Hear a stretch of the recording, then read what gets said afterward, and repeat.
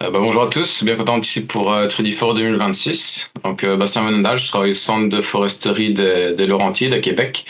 Et aujourd'hui, je vais vous présenter un projet qui vise à estimer du volume de bois marchand parcellé en forêt feuillue à partir de leaders mobiles.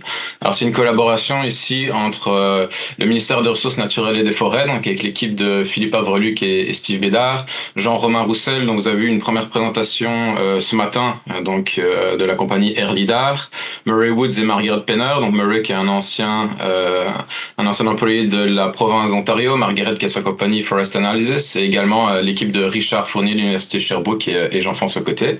Donc peut-être d'abord une brève dia sur le contexte de l'étude, qu'on a eu des réunions il y a un peu plus d'un an et demi maintenant avec le ministère des Ressources naturelles autour de la problématique du volume de bois marchand. Et à l'époque, ils avaient déjà observé donc des écarts importants entre les volumes de bois marchand qui étaient récoltés et ceux qui étaient prédits par les tables de volume. On s'est pensé un peu au niveau de la table. On a discuté ici tous ensemble en se demandant quel type de méthode pourrait être utilisée pour raffiner un peu ici les données prises sur le terrain. Est-ce qu'il y aurait des méthodes qui seraient plus rapides, plus efficaces pour aller chercher du volume de bois marchand? Et on voit qu'à l'heure actuelle, les mesures destructives sont quand même assez limitées également aussi pour estimer la répartition de volume de bois par produit. Et donc les besoins ici qu'on a à l'heure actuelle, et le ministère n'est pas les seuls, c'est vraiment de développer des méthodes qui sont plus rapides, plus efficaces et plus précises, et qui nous permettent aussi non pas juste de caractériser le volume de la tige, mais également le volume des branches, et d'avoir une mesure qui est plus précise, qui est moins potentiellement biaisée qu'une simplification comme on a à l'heure actuelle. Mais également, évidemment, ce que je vais vous présenter ici a beaucoup de potentiel pour plein d'autres applications, comme la géolocalisation des arbres et des gaules, qui est très compliqué à prendre sur le terrain, la compétition des couronnes, la forme et la qualité des arbres, avoir quelque chose de plus quantitatif, la disponibilité de lumière au sol, encore plein d'autres applications qui pourraient être également extraites à partir de ce que je vais vous présenter. Une autre idée sur le contexte est basée sur une première étude qui avait été réalisée il y a quelques années au Nouveau-Brunswick avec l'Institut de recherche sur les feuilles nordiques, où on avait développé une première méthode ici qu'on avait validée avec des données de lidar terrestre et des données aussi destructives, où on évaluait différents scénarios d'acquisition de lidar mobile pour enfin aussi aller extraire du volume de bois marchand. Alors la première étude ici, ça a comme constitué une étude sur laquelle on s'est basé pour aller pousser ça plus loin et développer quelque chose de plus opérationnel. Et Jean-Romain l'a déjà mentionné ce matin, moi je vais continuer un peu la présentation ici et montrer des éléments plus quantitatifs, mais d'avoir un pipeline qui se rapproche vraiment de quelque chose d'opérationnel et de beaucoup plus facile d'utilisation que ce qu'on avait développé dans le passé. Je montrerai des slides de ce qu'on avait fait dans le passé versus ce qu'on a à l'heure actuelle. Au niveau du dispositif, donc ça c'est des placettes de l'équipe du ministère, donc de Steve Bédard et Philippe Avreluc. Donc on a sélectionné 8 placettes ici dans le nord-ouest du Québec. Donc pour ceux qui connaissent bien la station de Duchesnay et également de Sainte-Véronique, où on a des placettes d'environ 50 mètres par 50 mètres qui ont été sélectionnées avec majoritairement de l'érable à sucre et du bouleau jaune. Et c'est des placettes qui ont été sélectionnées parce qu'elles allaient être abattues, enfin certains arbres de la placette allaient être abattus avec des coupes de jardinage en automne 2024, mais également en automne 2025. Et dans ces placettes, ici des deux dispositifs, on a une centaine d'arbres qui ont été sélectionnés. Donc, comme je disais, une soixantaine d'érables à sucre, une quarantaine de bouleaux jaunes. Donc, vous voyez la répartition ici avec en X les diamètres hauteur de poitrine et en Y les hauteurs. Donc, des arbres qui font entre 10 cm et 65 cm de diamètre et d'une hauteur de 8 à 30 mètres environ pour ces différents sites. Donc, on voit qu'on a quand même une bonne répartition ici des différentes essences et aussi sur la classe de diamètre et de hauteur. Et donc ces arbres ont été sélectionnés avant l'abattage, avant le scan LIDAR évidemment, pour être abattus. Et donc on a à la fois un inventaire pré-abattage et un inventaire post-abattage, où pour l'inventaire pré-abattage, on a toutes les données de localisation de ces arbres, de diamètre, de hauteur, système de classification et tout l'inventaire du ministère qui est habituellement pris pour ce genre de données, collectées par Philippe et son équipe. Et également des données d'abattage qui ont été réalisées ici après le scan en automne, où là on a à la fois des données qui ont été des arbres qui ont été abattus manuellement, mais aussi profité de ces abatteuses quand le contexte le permettait. Et donc toute une équipe de terrain qui a fait un travail monstrueux pour aller mesurer ces arbres. Je les encore remercie. Il y aura quelques photos à la fin qui montreront ce travail. Où globalement pour chacun des arbres, on a des mesures destructives par section, où on a des mesures non pas juste de la tige principale, mais de la tige principale jusqu'au volume marchand. Donc tout a été mesuré jusqu'à un diamètre fin bout de 9 cm. Donc on a ici des mesures qui sont classifiées comme tige ou comme branche. Et donc on peut aller extraire à la fois du volume juste de la tige marchande, donc jusqu'à 9 cm fin bout, mais également du volume marchand qui tient compte de la tige et des branches marchandes.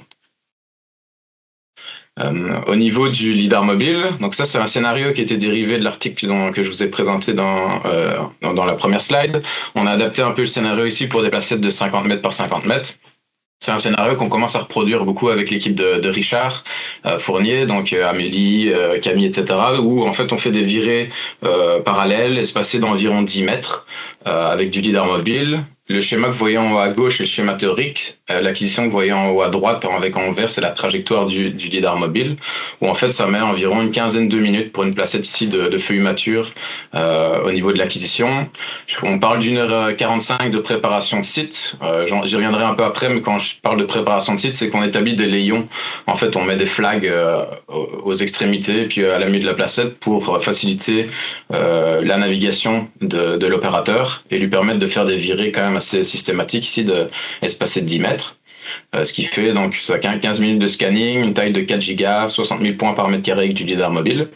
Et on établit aussi des cibles qu'on peut mettre sur le terrain pour géoréférencer la donnée. Alors j'y reviendrai après au niveau de ces cibles, mais on a développé un nouveau package qui nous permet de se passer de beaucoup de travail terrain au niveau du GNSS. Mais globalement, à quoi ça ressemble ?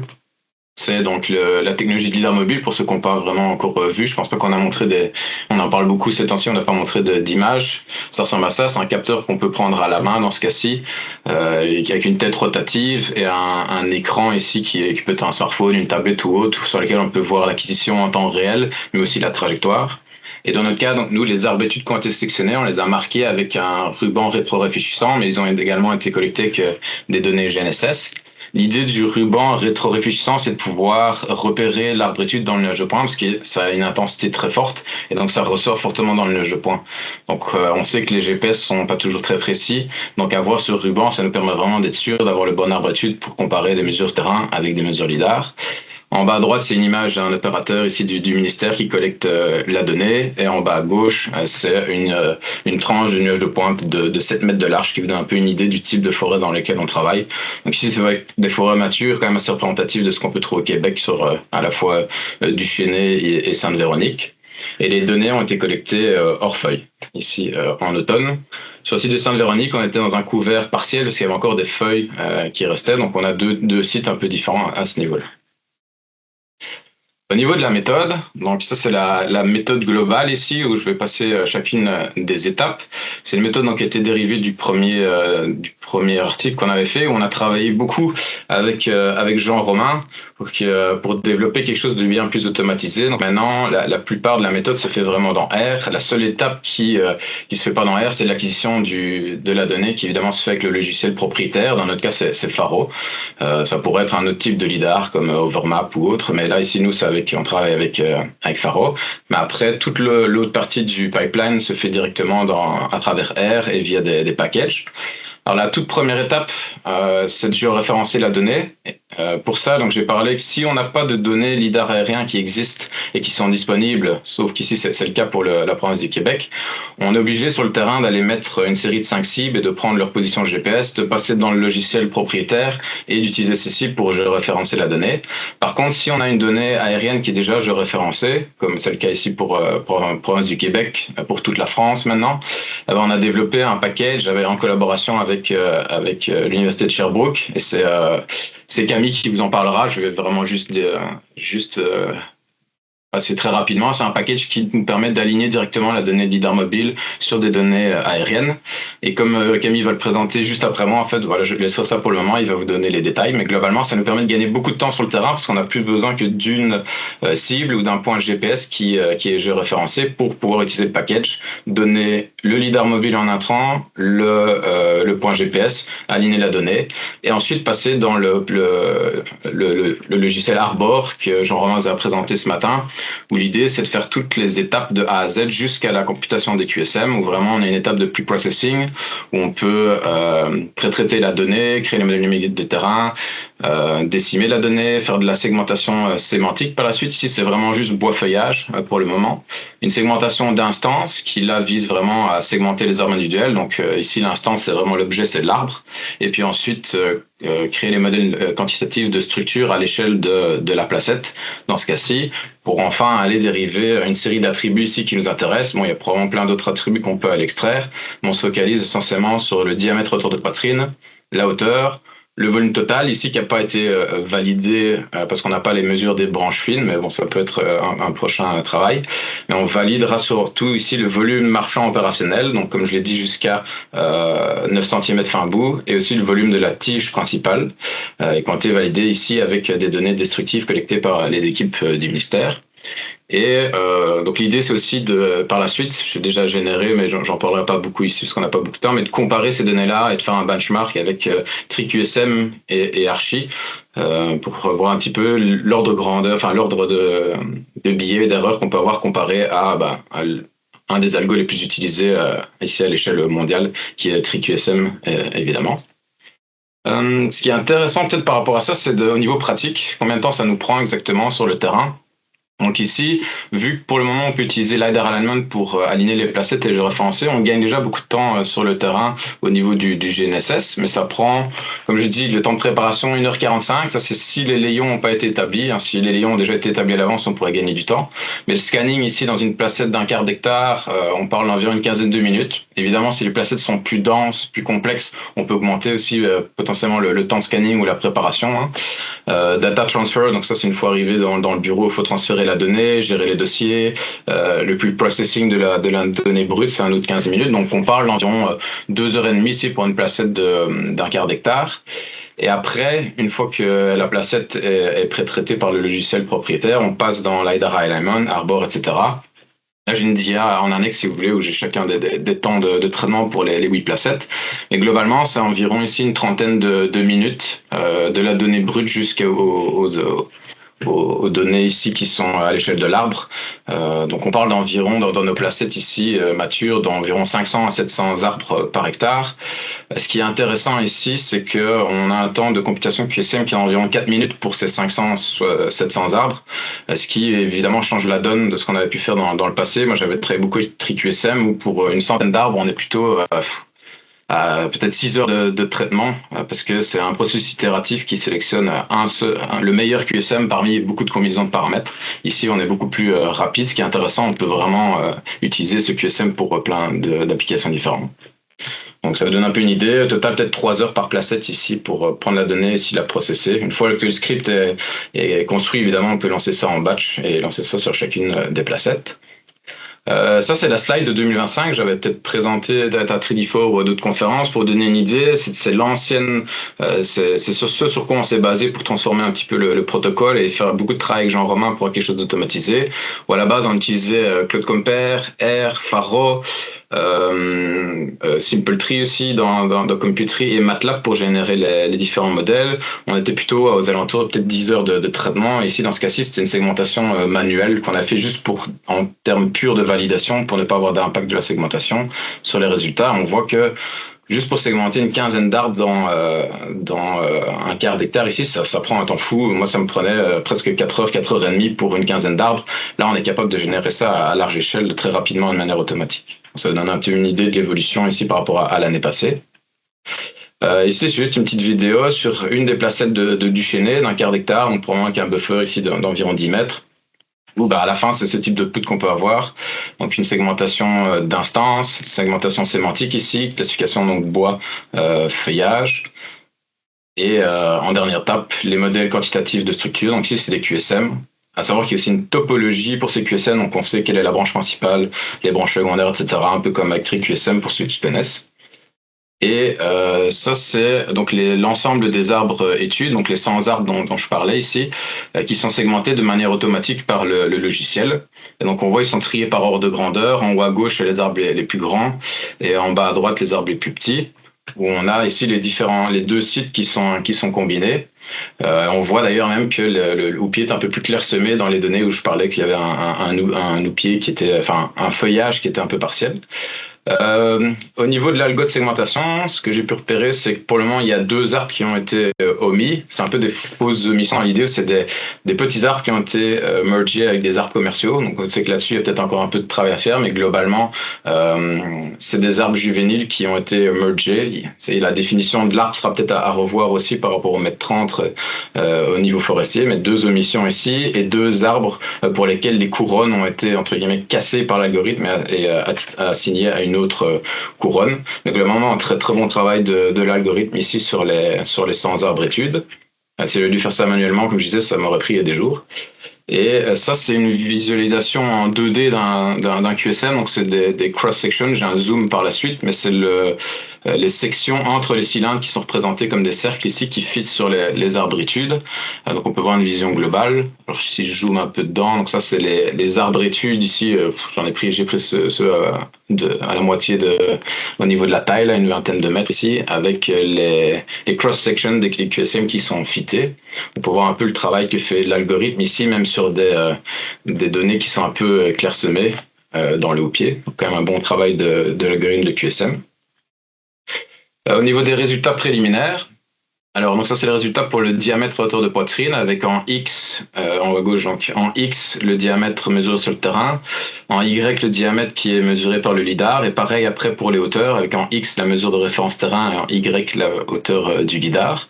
La hauteur ici était mesurée sur les arbres qui ont été abattus et donc après mesuré avec une règle forestière. Et j'ai les données aussi pour les données qui ont été mesurées avec le vertex. Donc ce qu'on peut voir, c'est que pour le diamètre et la hauteur, c'est quand même très très bon. On voit, Jean-Romain parlait de la donnée avec le vertex. On sait qu'évidemment en feuillu c'est plus compliqué d'aller chercher le top des houppiers. On voit déjà une répartition un peu plus ici qui s'écarte un petit peu de la ligne 1-1 avec les données du vertex, mais globalement un bon travail de l'algorithme. Les 2 arbres ici qui sont des outliers au niveau de la hauteur, c'est les arbres cassés dont je vous parlais. Et ce qui est intéressant, c'est que maintenant qu'on peut générer des QSM très rapidement à l'échelle de Placette, c'est qu'on a développé un algo pour le diamètre hauteur de poitrine qui utilise un fitting de cercle sur une tranche de poing, mais qui a aussi des règles derrière qui utilisent le QSM pour éviter des outliers. Parce qu'on sait que quand on fit des cercles au niveau des tranches de poing, si on a de l'occlusion, si on a du bruit, on peut vite des fois avoir des gros outliers. Ici, on peut bénéficier du QSM et de la tranche de poing et d'un cercle. Et ce qui fait qu'on a des mesures de diamètre qui généralement sont quand même un peu plus robustes. Peut-être une chose qui est intéressante sur ce graphique-ci, c'est qu'on voit ici qu'avec les données de hauteur, on s'écarte un petit peu de la ligne 1-1, on a de plus grosses erreurs. Pour l'étape de volume dont je parlais au début, évidemment, on utilise quoi en intrant? On utilise la hauteur, le diamètre et l'essence. Puis évidemment, si la hauteur est biaisée, ça entraîne aussi potentiellement des biais dans les prédictions de volume. Plus intéressant encore, je pense, c'est ici les résultats préliminaires de nouveau. Donc l'algo est prêt pour le moment à être utilisé. Maintenant, on a encore des étapes qu'on aimerait bien rajouter. Donc ça va être amené à évoluer dans le temps. Pour le volume marchand opérationnel, donc à gauche d'abord, donc sur de nouveau en X, c'est le volume opérationnel mesuré sur le terrain de manière destructive, et en Y, c'est ce qui était mesuré avec le lidar mobile. Pareil pour le volume de la tige sur le côté droit. Donc on voit que pour le volume marchand, globalement, on a un RMSE d'environ 15%, un biais de moins de 5%, qui se rapproche un peu des résultats qu'on avait eu il y a quelques années. Mais ici, de manière automatique, on pourrait potentiellement générer ça à l'échelle de la placette entière. Là, c'est sur les 100 arbres études, si on avait des mesures destructives. Au niveau de la mesure de la tige, on est aussi aux alentours de 15% des RMSE, un biais ici qui est un peu plus élevé avec une certaine sous-estimation. L'hypothèse que j'ai pour le moment, c'est que on a potentiellement des erreurs de topologie entre la tige principale qui est mesurée sur le terrain et la tige ici qui est mesurée par l'algo. Parce qu'on voit qu'au niveau du volume marchand, donc qui comporte les branches plus la tige, on n'a pas cet effet de biais négatif. Bon, à creuser, comme je dis, c'est des résultats préliminaires. On va pouvoir analyser tout ça un peu plus en détail dans les quelques semaines qui suivent. Et ce qui est intéressant de voir aussi, c'est si on compare maintenant juste en termes de terrain et de volume prédit, donc en X, le volume destructif mesure sur le terrain, en Y, les tables de volume. On voit qu'ici, que les tables de volume, on a un biais d'environ presque 20%, donc une bonne sous-estimation ici des tables de volume. Et c'est exactement la même relation qu'on a avec le lidar mobile, à savoir qu'ici, on a vraiment une certaine tendance des tables de volume, dans ce cas-ci, à sous-estimer le volume. Donc c'est quand même assez intéressant de voir que quand on compare ici que les données de lidar mobile, on est beaucoup plus proche des données destructives. Peut-être dernière dia ici. Donc, les messages clés de la présentation, je dirais que les résultats démontrent une sous-estimation du volume marchand des tables de volume par rapport à la fois aux mesures destructives et aux mesures MLS, qui est quand même pas négligeable. On voit ici, c'est une vingtaine de pourcents. Avec l'équipe de Philippe, eux, ils avaient détecté des fois des différences jusqu'à 40%. Là, on voit petit à petit qu'on a un outil ici qui pourrait servir d'alternative très rapide, très, très efficace pour aller justement estimer ce volume de bois marchand qui est compliqué à aller chercher sur le terrain. Un package R qui est en cours de déploiement, donc vous l'avez vu ce matin avec Jean-Romain Roussel, qui a pour but d'être facile d'utilisation. Évidemment, c'est amené à évoluer dans le temps aussi avec d'autres collaborations. On pourra probablement pousser ça encore plus loin. Donc, il viserait à traitement de données lidar et mobile. Là, c'est une application ici, le volume de bois marchand. On peut aller chercher beaucoup d'autres attributs qui sont intéressants pour plein d'autres applications. Et les améliorations qui sont prévues à l'heure actuelle, donc comme je disais, la topologie de la tige principale, on pourrait peut-être faire du post-traitement, détection des fourches, une meilleure séparation des petits arbres juvéniles qui viennent se greffer aux arbres dominants, ça on l'a vu aussi que ça pourrait être amélioré, donc celle-là on en est pour le moment. Et je voulais surtout terminer là-dessus sur une dia pour remercier toutes les équipes de l'Université de Sherbrooke, du ministère, tous ceux qui ont participé au projet. C'est énormément de travail qui a été fait sur le terrain pour ces 100 arbres études-là. En feuille, on sait que c'est pas facile d'aller collecter ces données. Pareil pour le lidar mobile, un gros travail qui a été fait. Donc merci beaucoup à tous ceux qui nous ont aidés sur ce projet. Également à Point Cloud Solutions, qui est le fournisseur de services qui nous a permis de développer la technologie, l'Institut de recherche sur les feuilles nordiques et qui on a initié le projet, l'Ozon et puis station touristique du Chênay. Olivier Martin, merci beaucoup à tous ceux qui ont participé à ce projet.